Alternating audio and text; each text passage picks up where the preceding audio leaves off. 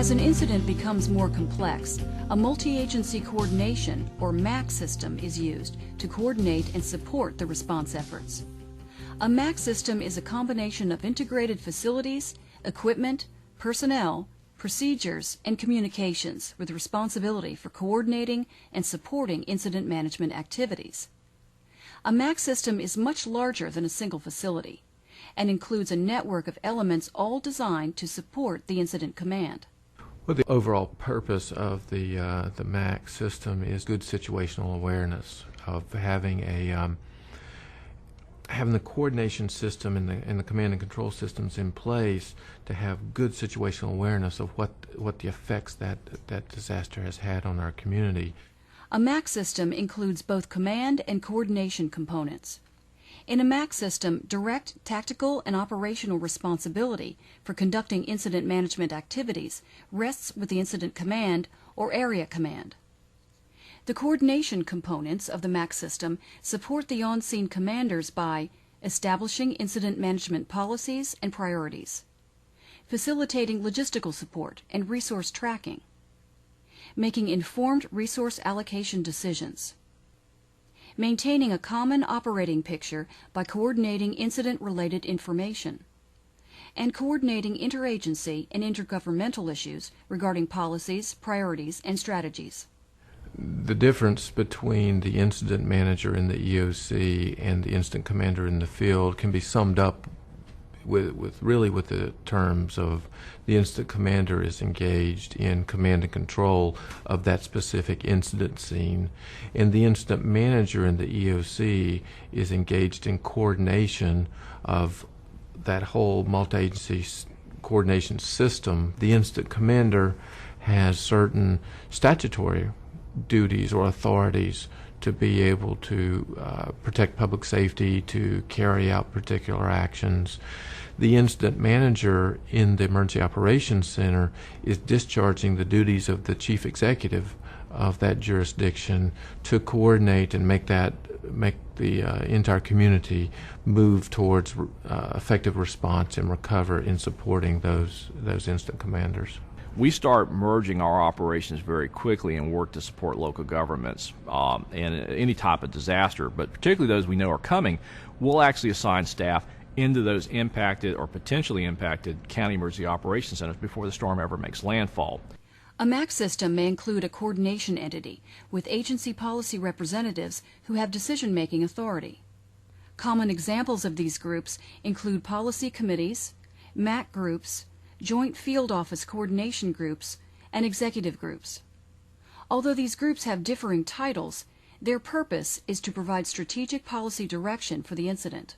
On disaster day, in the Emergency Operations Center, they're involved in strategy and policy as well, and our system must account for that and have them involved because there's numerous policy-level decisions that need to be made during disaster. We are a representative form of government. Our elected leaders are who the public expects to be providing that policy direction. It goes all the way back, being grounded in our local ordinance and city ordinance and describing who's in charge, who has the authority to declare local states of emergency and what that means and what it establishes this executive group for the purposes of strategy and policy making.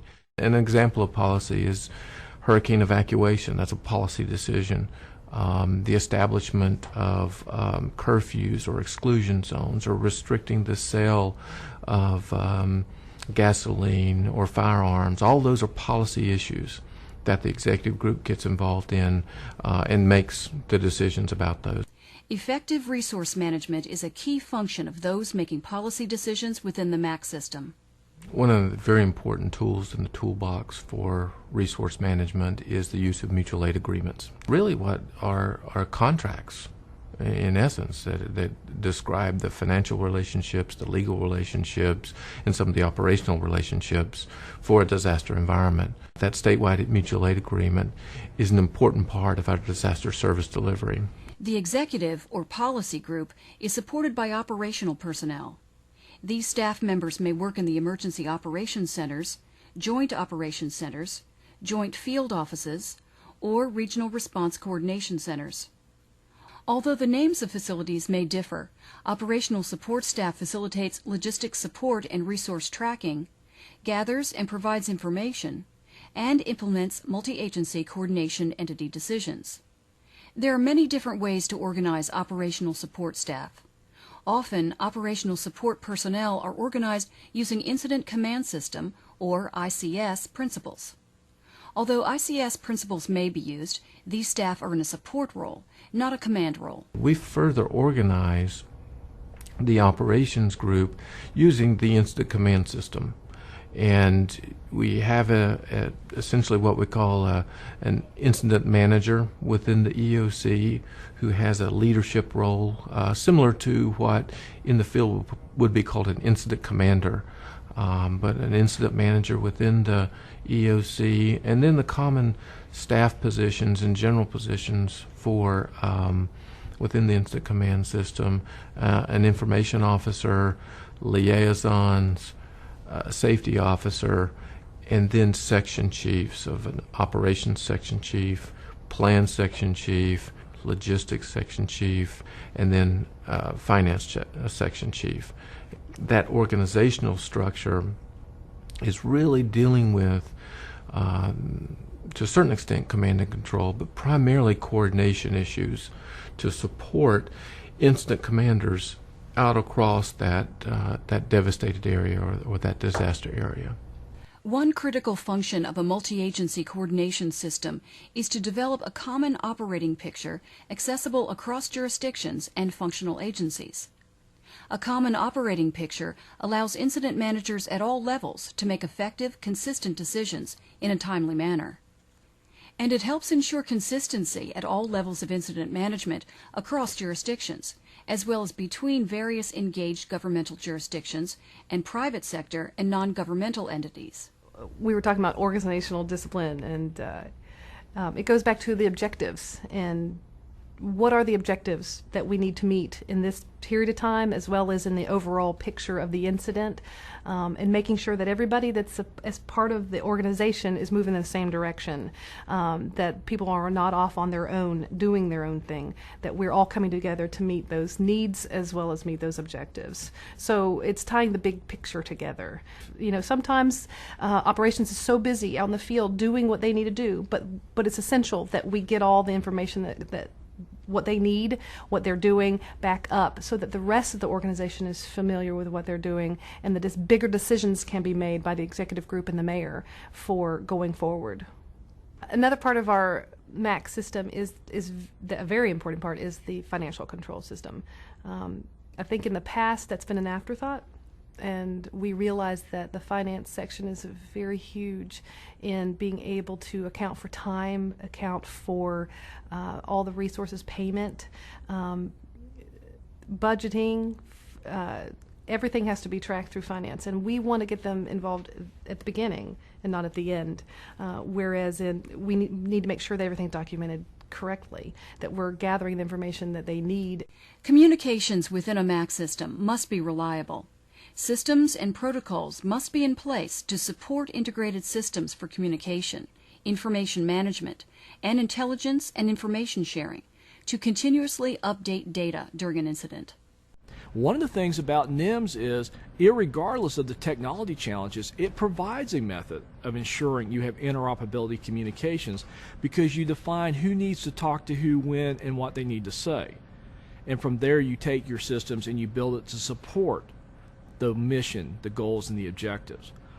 And NIMS provides the framework that identifies not only who needs to talk to who, but what information must be passed between the different levels, both vertically and horizontally, to make sure we're all working towards the same mission, goals, and objectives, even though we may have different pieces of that, come from different disciplines, and on a day-to-day basis, we don't share common communications. One other component to that, on somewhat more on the mission side of it, is the whole mechanism to communicate external to the public, to get out public information, and the need that we have in command centers to be able to partner with media, with television and radio and print media, to get that message out, to get protective action measures out, to get public safety messages and other information about that disaster, it's very important to have that in close proximity to the overall Emergency Operations Center or command structure. But moreover, it's not the mission of getting that message out can impede the command and control and coordination, getting that whole piece of it done as well. And so it's important to think of having the Public Information Joint Information Center close and co-located, but not necessarily in the middle of the Emergency Operations Center. In the facility that we're in now, the Joint Information Center is within this facility, but is separated by several floors from the operational area of the EOC, so that's in close proximity, but not in the midst of the operations. Throughout this course, you'll learn that effective multi-agency coordination systems incorporate all phases of emergency management prevention, preparedness, response, recovery, and mitigation. What makes an effective multi-agency coordinating system is the communication. And I think it's not just the communication when an incident happens, but that we've had that communication all along, and that in plans, in writing plans, in exercises, in activations, that have always been a part of the same team. I think it helps coordinate whatever the incident is by having all the key players there that can make the decisions, that can communicate their concerns. It certainly establishes a much more coordinated effort. It reinforces the command structure, and I think it supports the entire effort much more than agencies being out on their own or being even in another location. The key to an effective multi-agency coordination system is coming all the way back, is being disaster victim focused and having a well thought out command and control, communication and coordination system to be able to meet the extraordinary resource management issues and requirements, as well as the situational awareness and coordination requirements that disaster brings. And so that means addressing it from a management and organizational structure basis, from a facility basis, from a plans and procedure and training basis.